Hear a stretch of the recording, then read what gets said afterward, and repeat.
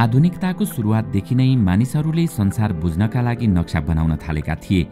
नदी, हिमाल र ब्रह्माण्डको सही अवस्थिति बुझ्नका लागि वैज्ञानिकहरूले विभिन्न तरिकाले नक्सा बनाउँदै आएका छन्।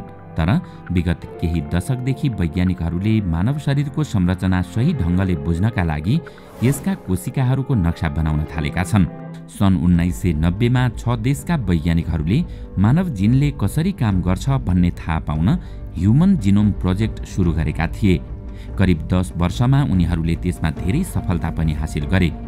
यो क्रान्तिकारी उपलब्धि थियो किनकि उनीहरूको यो परियोजनाबाट प्राप्त जानकारी केही समयदेखि चिकित्सा क्षेत्रमा प्रयोग हुन थालेको छ। तर अझै पनि यस विषयमा समाधान नभएका धेरै प्रश्नहरू छन्। आखिर मानिसको शरीरमा कोशिकाहरू कसरी बन्छन् र तिनीहरूले कसरी काम गर्छन्?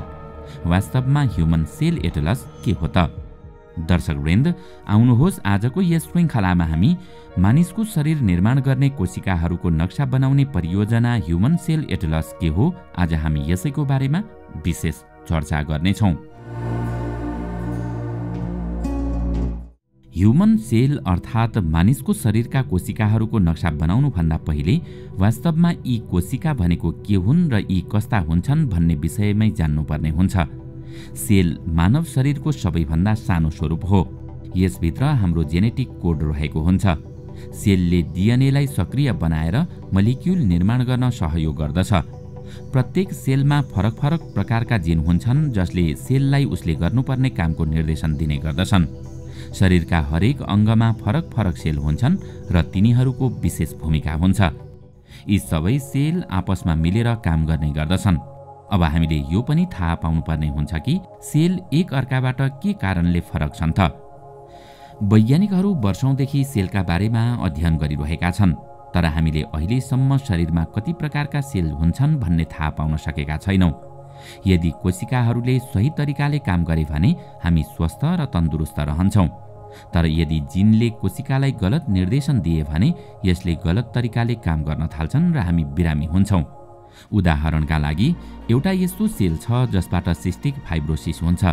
यो एउटा वंशानुगत रोग हो जसबाट फोक्सो तथा पाचन प्रणालीमा समस्या उत्पन्न हुन्छ। जुन जिनका कारण यो रोग लाग्छ त्यसको पहिचान 30 वर्ष पहिले गरिएको थियो। तर यो जिनले गलत सन्देश दिएका कारण कुन सेलले सही काम गर्दैन भन्ने थाहा हुन सकेको थिएन। त्यसपछि सन् 2018 मा अत्याधुनिक प्रविधिको सहयोगबाट अभिव रेगेस सहित केही वैज्ञानिकहरूले त्यो विशेष सेल पत्ता लगाए। ह्युमन सेल एटलस प्रोजेक्ट सन् 2016 मा सुरु गरिएको हो। यसका सह-अध्यक्ष अभिव रेगेवका अनुसार अहिले हामी आधुनिक प्रविधि प्रयोग गरेर हरेक कोशिकाहरूका बारेमा जानकारी पाउन सक्छौं। तर जिन म्युटेसनका कारण यी सेलहरूले ठिकसँग काम गर्दैनन् र मानिसलाई रोग लाग्छ। जस्तो कि सेल अनियन्त्रित तरिकाले बढ्न थाले भने क्यान्सर हुन्छ। कुन र कस्तो रोग लाग्छ भन्ने कुरा कुन सेलले गलत काम गरिरहेको छ भन्नेमा निर्भर हुन्छ। त्यही कारण सही तरिकाले रोगको उपचार गर्नका लागि सबै सेलका बारेमा जानकारी हुनु अति आवश्यक छ। विश्वको महत्वाकांक्षी परियोजना ह्युमन सेल एटलसको उद्देश्य पनि यही हो। अब एकछिन यो ह्युमन सेल एटलस भनेको के हो भन्ने पनि थाहा पाइहालौं। ह्युमन सेल एटलसकी अर्की सहसंस्थापक सेरा टाइकमनका अनुसार मानव शरीरका सबै सेलको नक्सा बनाउनका लागि यो परियोजना सुरु गरिएको हो। यसबाट रोगको कारण थाहा पाउन र त्यसको उपचार गर्न सजिलो हुन्छ। यो हाम्रो स्वास्थ्यका लागि निकै उपयोगी साबित हुनेछ। वास्तवमा ह्युमन सेल एटलस एक प्रकारको मानव शरीरको गुगल म्याप जस्तै हो। यसबाट रोगको उपचार गर्ने नयाँ तरिका पत्ता लगाउन र औषधि बनाउन पनि सहयोग पुग्छ। अहिले आधुनिक प्रविधिका कारण शक्तिशाली माइक्रोस्कोप निर्माण भइसकेका छन्। तिनै माइक्रोस्कोप मार्फत शरीरका सेल र मलिक्युल हेर्न सकिन्छ। ह्युमन एटलसले अहिलेसम्म गरेका कामलाई कोभिड महामारी नियन्त्रण गर्न यसअघि नै प्रयोगमा ल्याइसकिएको छ। यही प्रक्रियाबाट वैज्ञानिकहरूले कोभिड भाइरस हाम्रो आँखा, नाक र मुखबाट शरीरमा प्रवेश गर्छ भन्ने पत्ता लगाएका थिए। यसैका आधारमा संसारभर मास्क लगाउन अनिवार्य गरिएको थियो। यो अनुसन्धानको एउटा सानो झलक मात्रै हो। यदि हामीसँग सम्पूर्ण शरीरकै नक्सा हुने हो भने त्यो धेरै नै लाभदायक हुनेछ। सेल र टिस्युको नक्सा अत्यन्तै लाभदायक हुन्छ। ह्युमन सेल एटलस परियोजना अन्तर्राष्ट्रिय सहयोगमा आधारित छ। परियोजना मार्फत धेरै जानकारी सङ्कलन गरिँदैछ। त्यसैले यसको गहन अध्ययन गर्न वैज्ञानिकहरूको सानो समूहले मात्रै सक्दैन। यसका लागि संसारका धेरै देशका वैज्ञानिकहरूलाई सहभागी गराउनु पर्ने हुन्छ। सबैको डीएनए फरक हुने भएका कारण रोग लागेपछि उनीहरूका कोशिकाले देखाउने प्रतिक्रिया पनि फरक फरक हुन्छ। उदाहरणका लागि फरक फरक समुदायमा हुने डायबिटिजको स्वरूप पनि फरक हुने गर्दछ। यसमा वातावरण र खानपानले पनि प्रभाव पार्ने गर्दछ। त्यसैले कुनै सीमित समुदायका लागि नभएर ठूलो क्षेत्र समेट्ने गरी यो परियोजनाले काम गरिरहेको छ। योसँग स्वास्थ्य सेवाको लोकतान्त्रिककरणको मुद्दा पनि जोडिएको छ। यदि गरिब देशका डाक्टर वा वैज्ञानिकहरूसँग यो डाटा सेयर गर्न सकियो भने उनीहरूले धेरैभन्दा धेरै मानिसको राम्ररी उपचार गर्न सक्नेछन्। यसैलाई ध्यानमा राखेर संसारभरका वैज्ञानिकहरूलाई यो परियोजनामा जोड्न खोजिएको हो। तर यसका लागि धेरै प्रकारका चुनौतीहरूको सामना गर्नु परिरहेको छ। यसका साथै मानिसहरूको स्वास्थ्यको जानकारी र डेटा कसरी सुरक्षित राख्ने भन्ने चिन्ता पनि छ। धेरै चुनौती भए पनि यो अत्यन्त महत्त्वाकांक्षी परियोजना हो। अहिलेसम्म संसारभर 3000 भन्दा धेरै अनुसन्धानकर्ताहरू यो परियोजनामा जोडिसकेका छन्।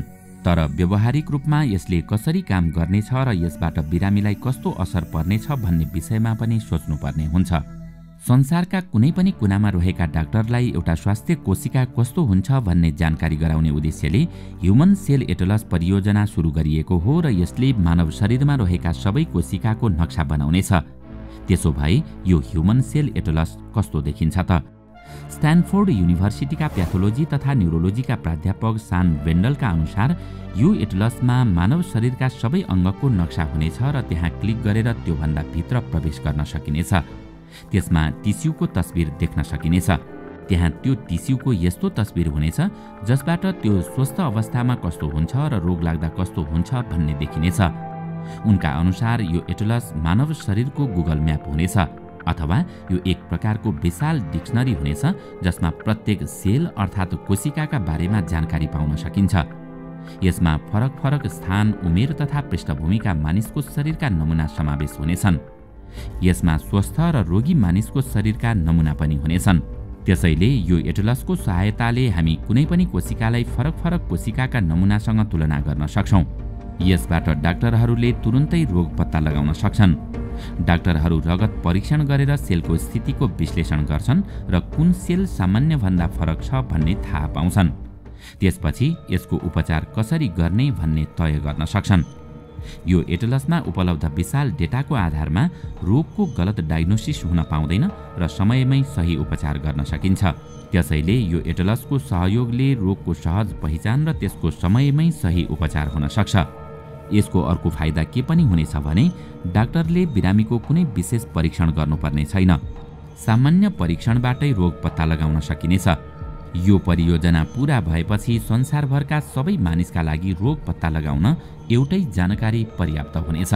दर्शकवृन्द, आजको श्रृङ्खला तपाईलाई कस्तो लाग्यो हामीलाई कमेन्टमा अवश्य बताउनुहोला। साथै आजको श्रृङ्खला तपाईलाई राम्रो लाग्यो भने लाइक तथा सेयर गरी हाम्रो च्यानललाई सब्स्क्राइब गर्न नभुल्नुहोला र साथमा रहेको बेल आइकन पनि थिच्नुहोस् ताकि हामीले अपलोड गर्ने नयाँ भिडियोको जानकारी सबैभन्दा पहिला तपाईलाई प्राप्त होस्।